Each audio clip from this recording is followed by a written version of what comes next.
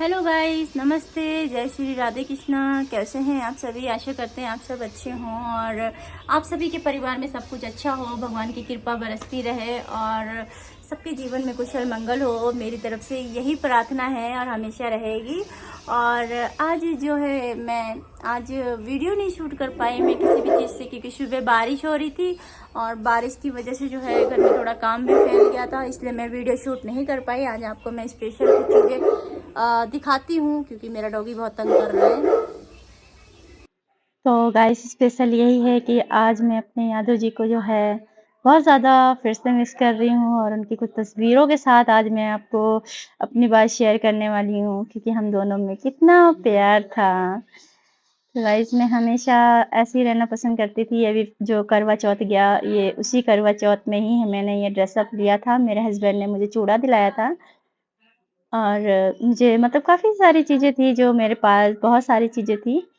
तो ये देखिए मेरा छोटा-सा पिल्लू है, बोले तो पफ़ी था मेरे, बहुत स्पेशल था, बहुत प्यारा था मेरा। और आज मैं इसको भी बहुत मिस करती हूँ, आज वो इस दुनिया में भी नहीं है। तो मेरा प्यार यादव जी के साथ बहुत अच्छा था, बहुत अच्छे खुशमिज़ाज रिश्ता जिसको कहते हैं, एक पति-पत्नी का संबंध ऐसा था। एक दौर ऐसा आ जाता है मेरी लाइफ़ में कि हमने कभी सोचा नहीं था ये दिन देखना पड़ेगा, लेकिन कोई बात नहीं, भगवान ने हमको जिस बोला तोहफ़े में रखा उन्होंने, मैं उसी तोहफ़े के साथ खुश भी थी। यहाँ तक भी मेरे हस्बैंड बहुत ठीक थे, बहुत अच्छे थे, समझ रहे थे काफ़ी चीज़ों को। और मेरे हस्बैंड बहुत चीज़ें मतलब समझ ही रहे थे, बोले तो कैसे अ, मतलब मैं बात करती थी उनसे, जब मैं अपनी बातें शेयर करती थी तो मेरे हस्बैंड को ना समझ में आता था। कहीं न कहीं वो आँखों से इशारा समझते थे और मुझे जो भी बात बोलनी थी तो मैं बोलती थी, उसे बड़े प्यार से देखते थे। जब भी मैं कैमरे में वीडियो शूट करती थी ना इनकी, तो ये कैमरे की तरफ बिल्कुल देखते भी थे। तो मुझे लगता था कि शायद ये हमें महसूस कर रहे हैं। और लेकिन जब मैंने इनका चौथा ऑपरेशन करवाया, जो सिर का, जो ये खाली दिख रहा है एक साइड में, इसमें जब हमने आर्टिफ़िशियल पार्ट डलवाया, जब से मेरे हस्बैंड की कंडीशन जो है ख़राब हो गई थी। और 8 महीने जो बिस्तर पे ये रहे हैं, जो-जो दिन नहीं देखने चाहिए थे, हमने बहुत कोशिश किया इनको बचाने की।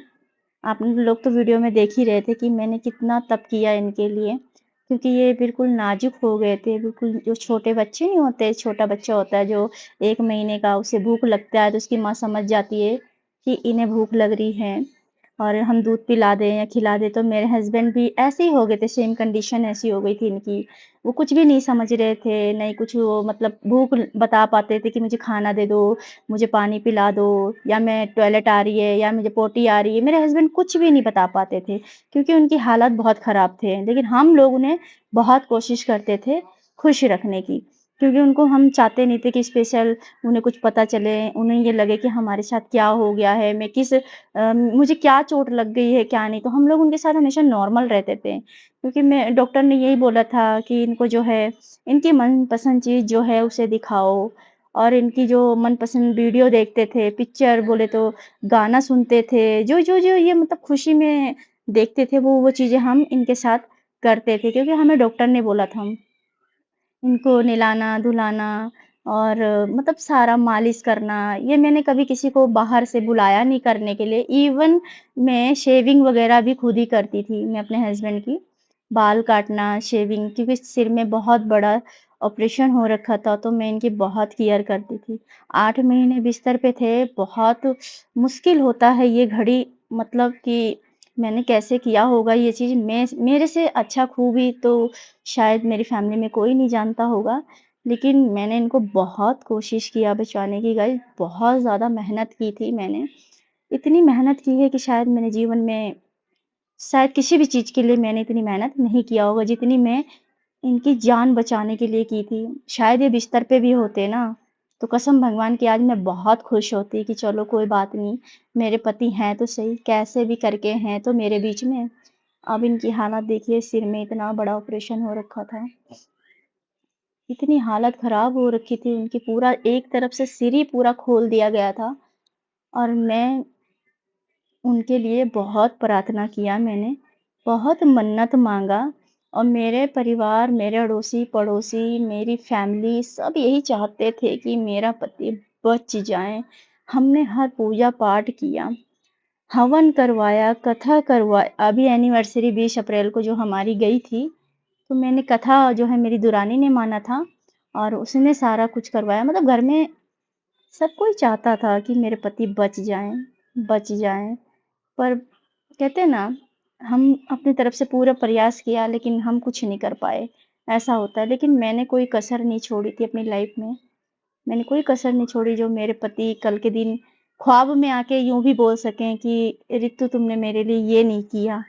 सच में, मैंने दिल और तन, मन, धन से इनकी सेवा की है। आज जो कुछ है ना मेरे पास, बहुत यादें हैं, बहुत कुछ है मेरे पास, पर मैं क्या कर सकती हूँ?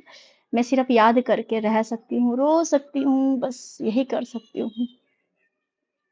मैंने अपने जीवन में ना सच में इतनी सेवा मैंने अपने पति की, भगवान कसम बता रही, मैं साँसें बचाने के लिए मुझे जो गली नहीं देखनी चाहिए, मैंने वो गली भी देख ली।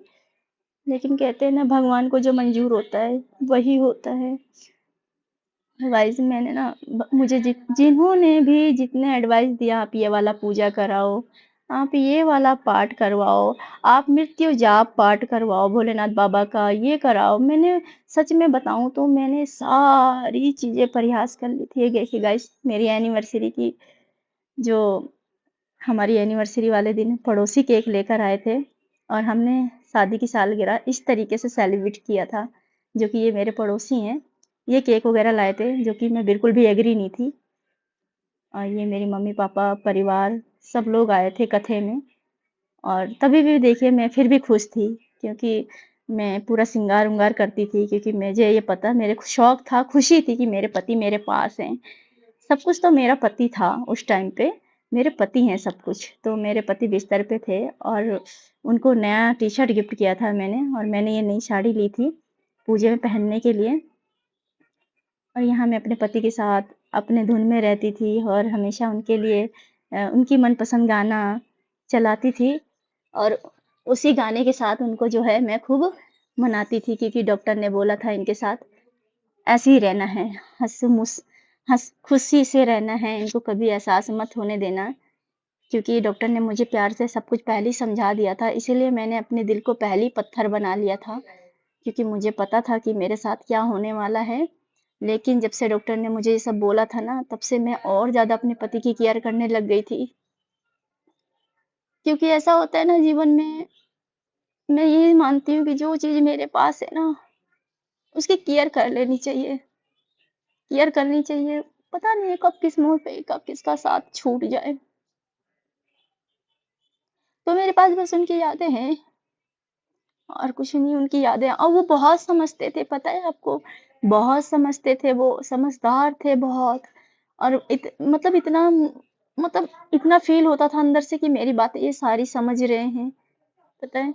कभी-कभी बात करते-करते इनकी आँखों में आँसू आ जाते थे, पर क्या करते, बोल नहीं सकते थे। मेरा दर्द तो ऐसा था।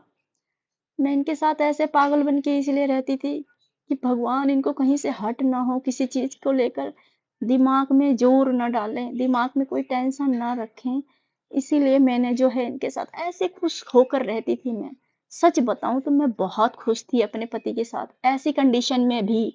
क्यों? क्योंकि मेरे आगे-पीछे इस तरीके से कोई नहीं था कि जो मुझे ये बोले कि रितु थोड़ी देर तू चली जा यहाँ से। मैं बैठी हूँ या बैठा हूँ, मैं अपने पति के साथ बच्चों वाला रिएक्ट करती थी। जैसे मेरे पति खुश रहें, उनको कभी दिल में ठेस ना पहुँचे। लेकिन वो कुछ ना कुछ कहना चाहते थे मुझसे, बोलना चाहते थे मुझसे, कुछ बयान करना चाहते थे, लेकिन शायद बोल नहीं पाए वो, बोल ही नहीं पाए वो दिल में जो कहते हैं ना दिल का दर्द बताना चाहता हूँ मैं, लेकिन मैं बता नहीं पा रहा हूँ। मैं प्यार कर इतने स्मार्ट थे, सबकी मदद करते थे। पूरा कोरोना जब लगा हुआ था, कोरोना लॉकडाउन में लोगों के घर में राशन, पानी, हर चीज़ की व्यवस्था करते थे। और आज ऐसी लाइफ मेरे पास तो बस ले दे के यही चीज़ें रह गई हैं। हमारे बीच में बहुत अच्छा प्यार था।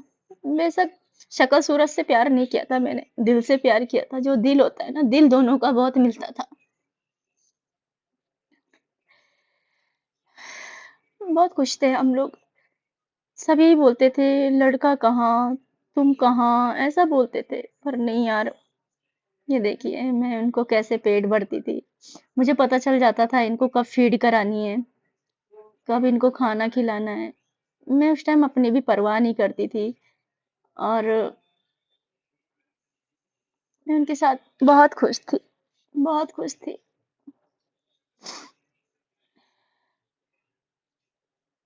मेरा जो मैं जब करती थी ना इनके साथ, तो कुछ-कुछ ये ऐसी हरकतें करते थे जैसे मेरी बात पूरी समझ रहे हों। सच में यार, बहुत ज़्यादा। और ये भी बोलते थे कि रितु, जो काम मैं कभी नहीं कर पाया ना, वो तुम कर लोगी। कहते थे यार। जब मैं बीमार पड़ जाऊँ ना, यूँ बोलते थे, तुम बीमार मत पड़ा करो। मेरे को तो मुझे तो तुम देख लोगी, लेकिन मैं तुम्हें नहीं देख सकता। मतलब ऐसा था, ये देखो खुद से सिर भी उठाने लग गए थे ये। मतलब इतना भगवान ने शक्ति दी इनको, एक बार ठीक भी कर दिया था सब कुछ, लेकिन नहीं।